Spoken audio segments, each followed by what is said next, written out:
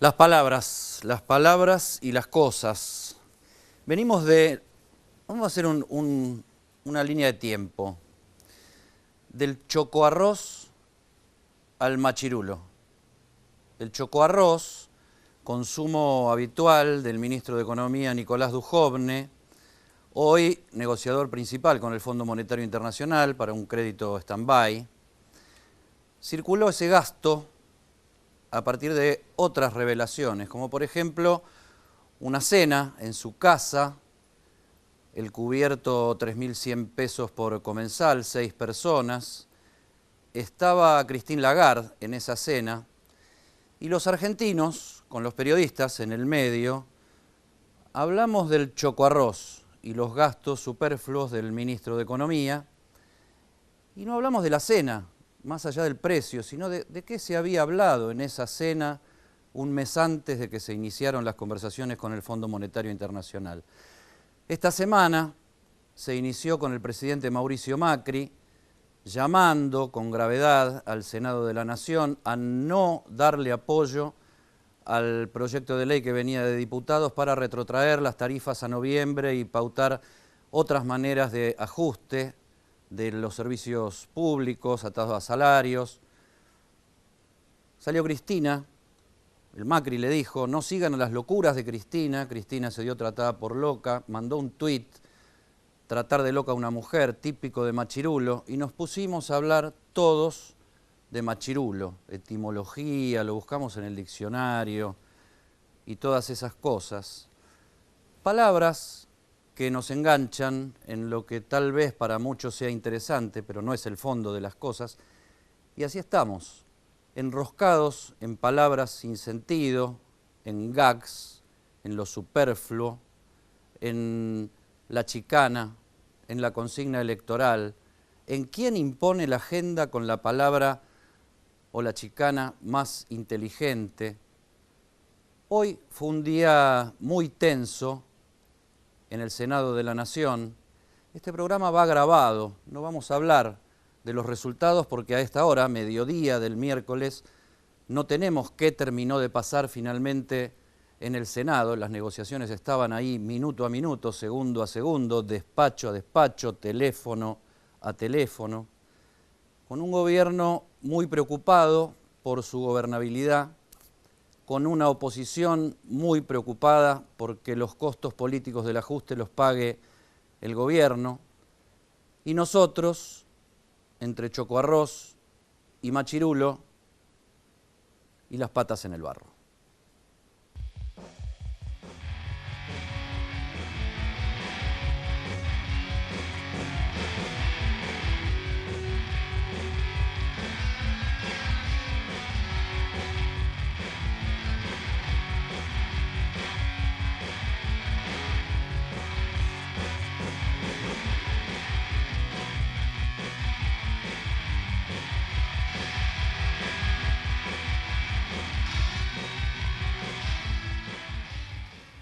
Las patas en el barro y Diego Bocio, diputado nacional, peronista, economista.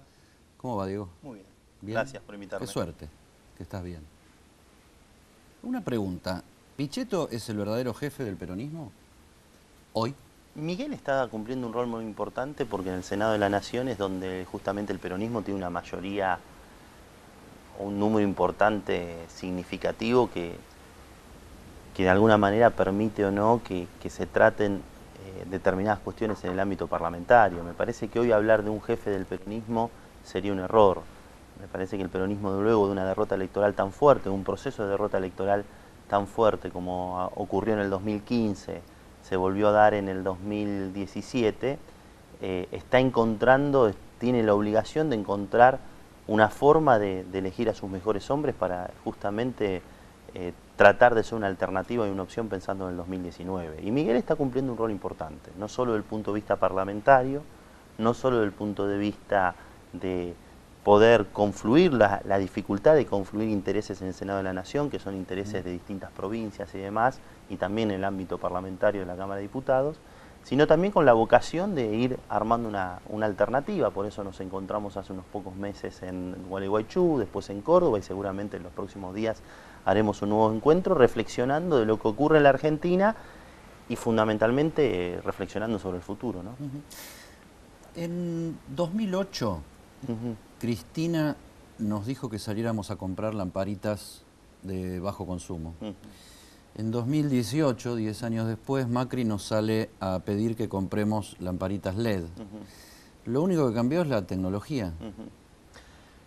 Lo único que cambió es que hay un gobierno que reconoce que hay un problema en materia energética, que ese problema en materia energética viene de muchos años, que la Argentina necesita reconfigurar todo el proceso energético de manera como política de Estado.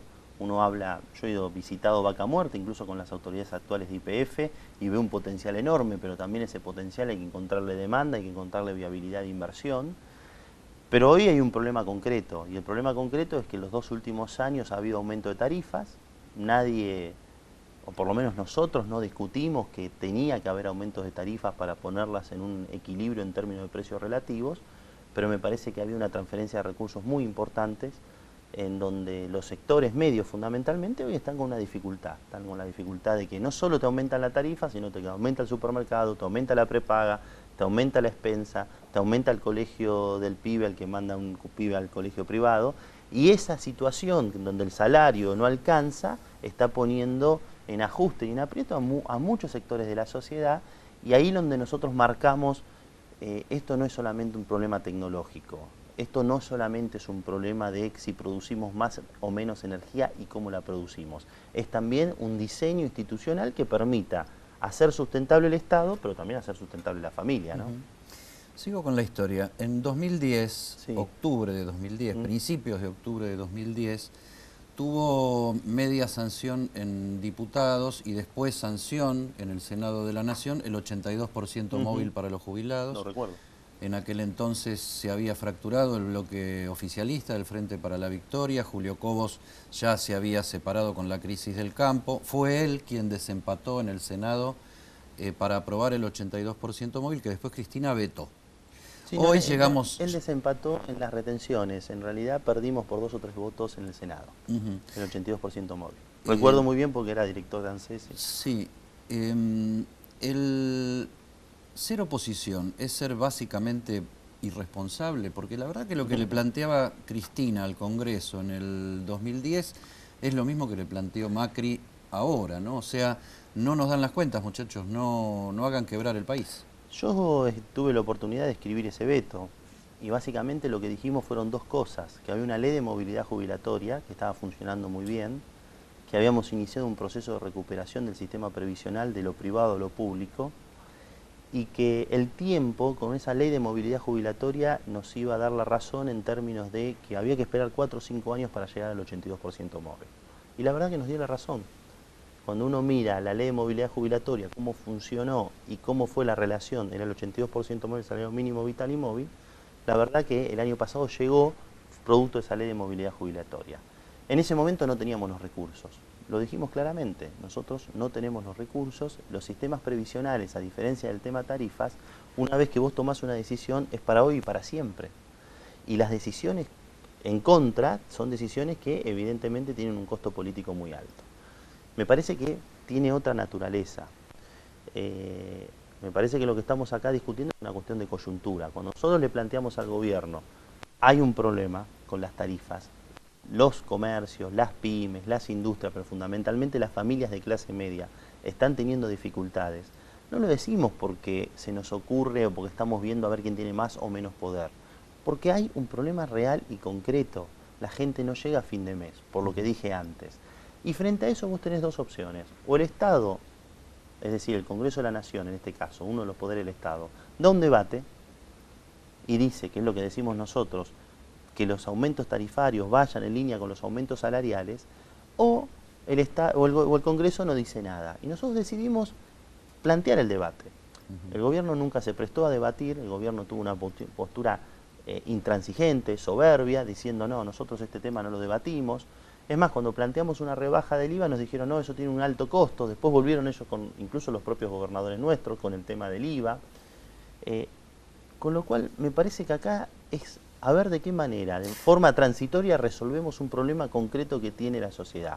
Nadie discute que hay un problema de déficit fiscal, pero si quieren discutir el déficit fiscal... Nadie dijo que no hay que aumentar tarifas y yo podría suscribir desde el análisis toda la primera parte que vos hacés sobre la performance y el desempeño del gobierno en esta discusión. Y te digo un tema, cuando uno mira los balances de las empresas públicas, es decir, que cotizan en bolsa, que tienen que ver con la energía, que tienen que ver con el transporte, la generación y la distribución, pasaron de balances muy ajustados a balances en donde han tenido ganancias importantes. La gran mayoría reinvirtió, Edenor, por ejemplo, reinvirtió todas, pero hay muchas hasta que distribuyeron dividendos. Entonces lo que estamos discutiendo acá, en esta transición 2018-2019, es que en vez de los aumentos que está proponiendo el gobierno, que son altos para reducir su cuenta de servicio en el sector público, que sean moderados, que sean más moderados. Nadie dice que no tiene que haber aumentos. De todos modos, puedo suscribir todo eso. Sí. Ahora, la oposición actúa con cierto oportunismo, con bastante oportunismo, porque hay muchos senadores que responden a gobernadores que estaban manifiestamente en contra del proyecto de diputados, pero al anunciar Macri que iba a vetar, dijeron, y echándole la culpa al peronismo, dijeron, ah, bueno, la culpa la tiene el peronismo, vas a vetar, total la ley no va a salir, votemos, el costo político lo pagas vos y seguimos discutiendo. Mirá, yo creo que es bastante injusto ese planteo porque son los mismos senadores o los mismos diputados que hemos dado testimonio en temas que realmente eran importantes para el gobierno y que posiblemente eran muy importantes para la sociedad. Muchos de ellos haciendo incluso uno mismo autocrítica, debatiendo en profundidad temas, debatiendo en profundidad el tema del blanqueo, el tema tributario, el presupuesto, incluso algunos en materia previsional, yo no voté ese tema, pero muchos, con lo cual somos los mismos que nos arremangamos y discutimos los temas que teníamos que discutir en su momento.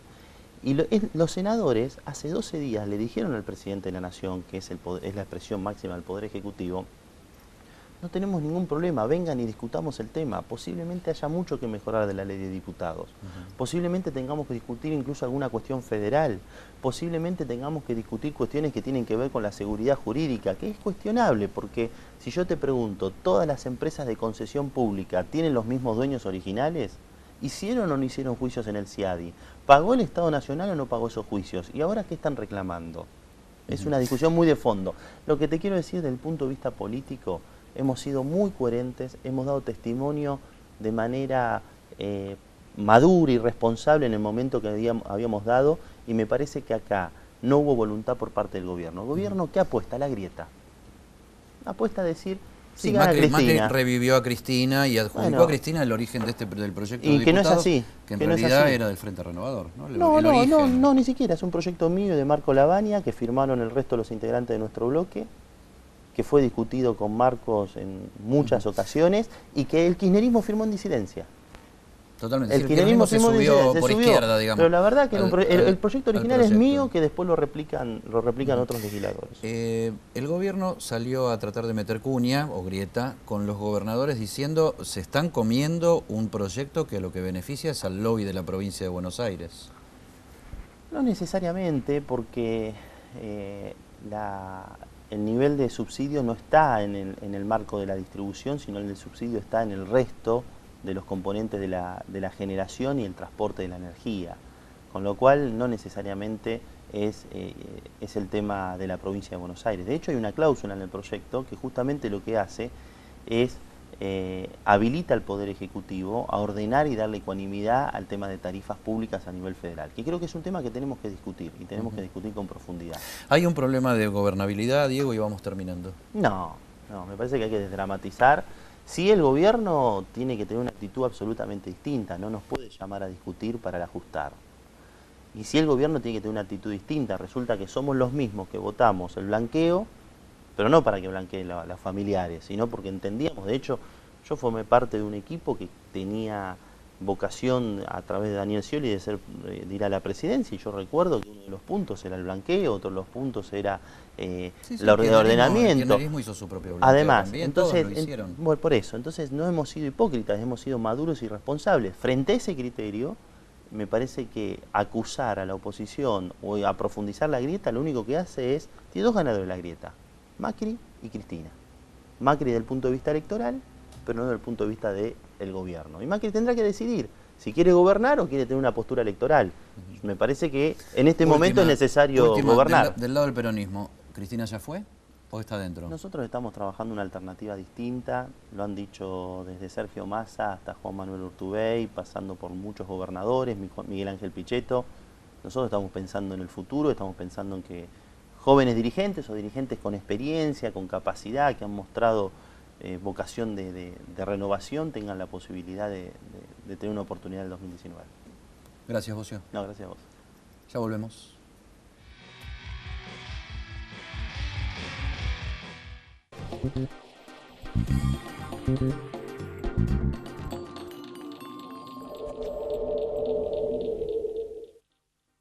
Tucumán es naturaleza y cultura, es historia y sabores. El corazón del norte te espera. Sentí Tucumán, somos tu destino.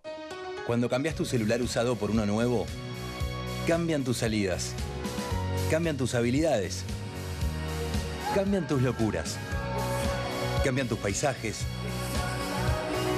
cambian tus anécdotas. Si sos Movistar, cambiar tu celular hoy es mucho más fácil. Con Plan Canje, trae tu cel usado como parte de pago y llévate uno nuevo. Movistar, elegí todo. Sí al 99% de cloacas. Sí al 100% de agua potable. Y sí a tener uno de los índices más bajos de mortalidad infantil de América Latina.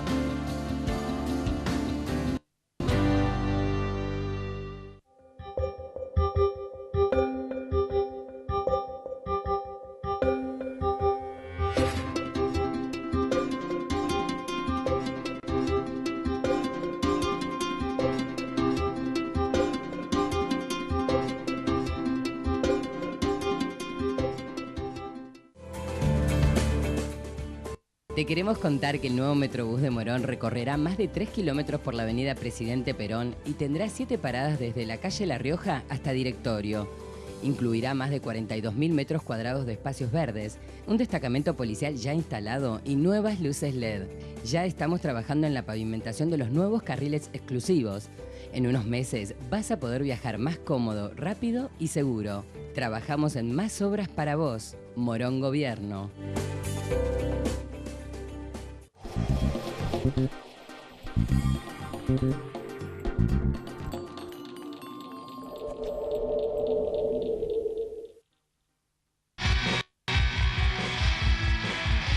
Este no es un programa de fútbol, tampoco es un programa de piratería. Bueno, qué sé yo, a veces sí, ¿no? Porque la política argentina tantos piratas nos ha mostrado. Pero acá estamos hablando de un pirata que es Belgrano de Córdoba, Santiago Montoya. Santiago Montoya es tributarista, estuvo en la FIP, en Narva, estuvo por todos lados. ¿Qué es el fútbol para vos? O sea, los economistas, los tributaristas tienen sentimientos. Bueno, me hizo acordar de una historia, Eddie. En la época que cobraba los impuestos, sobre todo en la época de la provincia de Buenos Aires, como los impuestos de la provincia se cobran sobre los vecinos, muchos de ellos, ¿no? Porque hay impuestos sobre las empresas, pero hay impuestos sobre los vecinos, que son básicamente el inmobiliario y la patente. Entonces uno caía, bueno, tiene que hacer cumplir la ley, y me decían que no tenía corazón. Y estuve mucho tiempo lidiando con eso. Alguna vez uno me hinchó tanto con el tema que le dije que en realidad sí lo tengo, pero lo había dejado en Alberdi, que es del barrio donde yo provengo y donde está Belgrano, ¿no? Claro. Y sí, verdaderamente para mí, Eddie, el fútbol y la mecánica han sido las pasiones que... Mira. Sí, a mí me han ayudado mucho a controlar mi carácter, porque yo soy una persona que tiendo a meterme mucho, a involucrarme mucho con las cosas por ahí. Digamos, no sé si desde el punto de vista psicológico diría que llego a tanto como ser obsesivo, pero a veces me tiendo a pasarme un poquito de rosca. Pero mecánico como hobby, Como hobby. Bueno, sí. En realidad yo soy diplomado como técnico en electrónica, es decir, mis primeros trabajos fueron arreglar televisores. O sea que de algún modo tenés cabeza de ingeniero. Sí, en realidad yo tengo 3 años prácticamente, con 2 años creo que aprobados casi todas las materias de ingeniería. ¿Y es cierto que un ingeniero puede gobernar mejor un país que un político tradicional? No veo por qué no podría gobernarlo bien cualquiera de ambos, ¿no? Nosotros, bueno, no nos han tocado las mejores experiencias en algunos casos con los políticos, pero yo no pierdo la expectativa y aparte hay que mirar la historia y los hombres que han sacado grandes naciones y la propia humanidad adelante. Bueno, el que salvó Occidente digamos, tal como lo conocemos hoy, fue Winston Churchill, y era un político de raza. De manera que nosotros a veces hemos visto la peor cara de la política por los fracasos continuos, pero es un político el que nos va a sacar adelante. ¿Y cuáles son las particularidades? ¿Qué ve un ingeniero? ¿Qué ve un mecánico que yo no veo, que soy periodista? A mí muchas veces me llamaron la atención sobre esto porque cuando yo empecé a estudiar ingeniería, que yo lo tenía como una gran pasión, porque de hecho atendía 8 o 10 autos de mecánica ligera en el garaje de mis padres cuando vivía en Córdoba. Y bueno, yo pensé que esa iba a ser mi profesión, entonces empecé con la ingeniería mecánica. Pero al pasarme a ciencias económicas, lo que tuve fue un tránsito muy rápido por todas las materias que tienen contenido matemático. Me resultaban fáciles, incluso las notas fueron altísimas. Eso me ayudó a tener una distinción. Yo logré distinción en esas dos carreras que hice de ciencias económicas. Y siempre me mostraban que el método que yo utilizaba era un poco más analítico que el que usan en general en ciencias sociales. Ahora, la verdad que tanto los contadores como los economistas manejan muchos números, pero a nivel de la gestión propiamente dicha, me parece que le da a uno la tendencia a ser un poco más riguroso en el análisis de las cosas. Básicamente, para sintetizarlo y que la gente te vea, sos un recaudador. O sea, en la figura del Estado es la antipática figura del recaudador. No, pero cuidado, yo en realidad soy un gestor de políticas públicas. Sí. Mire, Eddie, yo trabajé en 6 países para el Banco Mundial, Antipatria, perdón, pero trabajé para ellos. Bueno, es un organismo que... Es un organismo, sí, quiero decir... muchos profesionales de primera línea. Por eso yo digo que yo no tengo prejuicios ideológicos contra, por ejemplo, el fondo. Lo que sí quiero es cuidarme para que no nos hagan lo que ellos quieren. Pero, por ejemplo, trabajé en un programa Reforma del Sistema Educativo en Colombia, hace unos 15 años. Trabajé también en Reforma del Estado en República Dominicana, en red de guarderías en Perú, cosas que no tienen nada que ver con la recaudación de impuestos. No obstante, hice también tareas de recaudación de impuestos. Sí tienen que ver, ¿no? Por el lado del gasto, del servicio público. O sea, recaudando bien se debería gastar Pero bien. Lo de Colombia me enseñó muchísimo porque aprendí, y lo mismo lo de República Dominicana, porque eran países en esa época en Colombia cuando yo iba, las FARC llegaban prácticamente hasta los suburbios de Bogotá. La primera vez que fui le erré al hotel, y de noche no salgas porque pueden llegar hasta 2 cuadras la guerrilla. Pero después eso mejoró. Pero uno se preguntaba cómo este país tiene la macroeconomía bastante bien, siendo que tiene semejante problema. Por ejemplo, nosotros los argentinos no tenemos ese problema, nunca lo tuvimos. Y República Dominicana, digamos, no tenía la guerrilla adentro, pero era un país que, bueno, obviamente a nivel cultural y de la sociedad, y sin embargo se mantenían ordenados, Eddie. Y lo que quiero sintetizar, no me quiero que se me vaya, es que Colombia soñaba con el nivel de alfabetización y los logros del sistema educativo argentino. Sí, la cantidad de colombianos que vienen todavía a estudiar acá. Y hoy nos pasaron por arriba.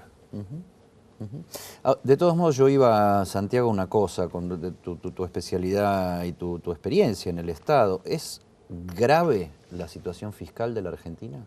Yo la considero extremadamente grave, Eddie. Creo que, no sé si a su audiencia le gusta un poco algo de cine ligero, digamos, no algo sofisticado, ¿no? Pero bueno, yo todo lo que aclare y sirva para divulgar en palabras sencillas está bien. Al estilo de The Economist, veo que a veces usa alguna tapa con alguna película o algo. Sí. Pero bueno, hago noticias, digamos, usamos recursos de otras artes para hacer periodismo. La he visto alguna vez.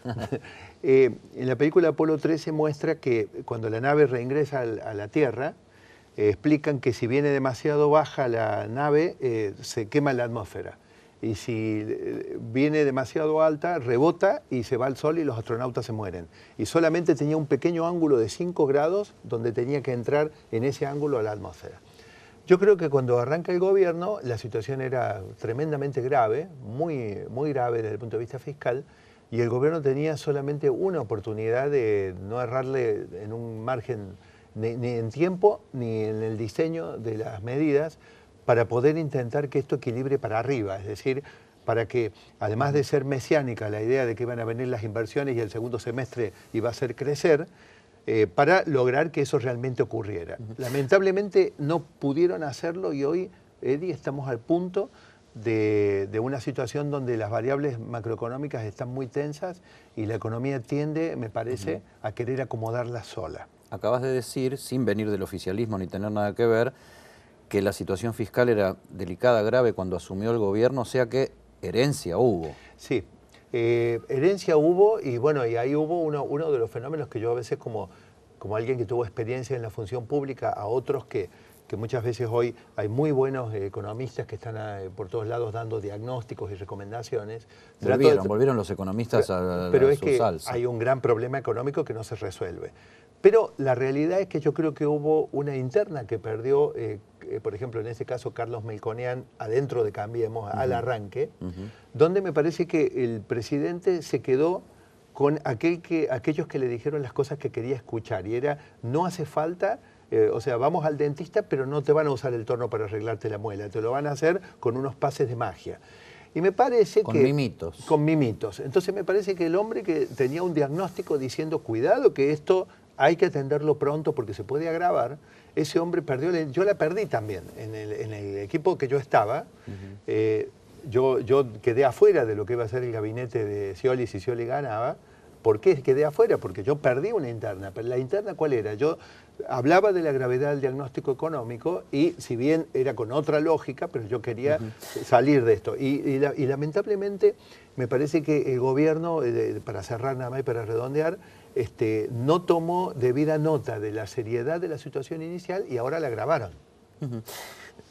Lo decías antes, no tenés prejuicios que te separen de los organismos supranacionales o internacionales, porque incluso trabajaste en alguno de ellos como el Banco Mundial. Y que el problema en sí no, o sea, el problema no es el fondo en sí, sino cómo se va al fondo, porque uno no va ganador al Fondo Monetario, uno va de última instancia, uno va medio tecleando. Y veamos lo que dijo Messi nada más ayer, o antes de ayer, dijo que, bueno, seamos conscientes, tenemos confianza, pero no somos los favoritos.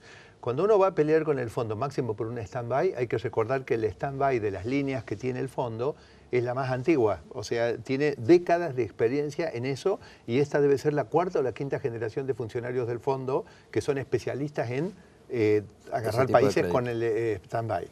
Mientras tanto, del lado argentino, si nosotros tuviéramos un verdadero equipo que funcionara bien, no estaríamos yendo al fondo, porque si acabo de comentar de que tanto en el caso del oficialismo actual, Melconian, como en el otro caso, algunos otros teníamos un diagnóstico que hablaba de la seriedad de la situación, la pregunta es por qué pasaron casi 30 meses, 2 años y medio, y ahora terminamos cayendo al fondo, que nos agarre el fondo, que nos está esperando. Y con sensación de que fue de un día para el otro, ¿no? En realidad no lo fue. Pero... No, no lo fue. Yo estoy seguro que no lo fue porque cuando vi que ustedes, los periodistas, empezaban a hablar y entretenerse con que Lagarde, bueno, estuve en la cancha de River con ella, me sorprendí verla en la cancha de River y ver que la titular del fondo de repente era fanática del fútbol argentino y vi que se hablaba de que el fondo hoy es más bueno y un montón de tonterías que increíbles. Esto no es de buenos y malos, ¿no? No, yo creo que, a ver, el fondo hasta puede ser bueno para la Argentina, pero hay una condición fundamental. Que la Argentina sea buena para la Argentina.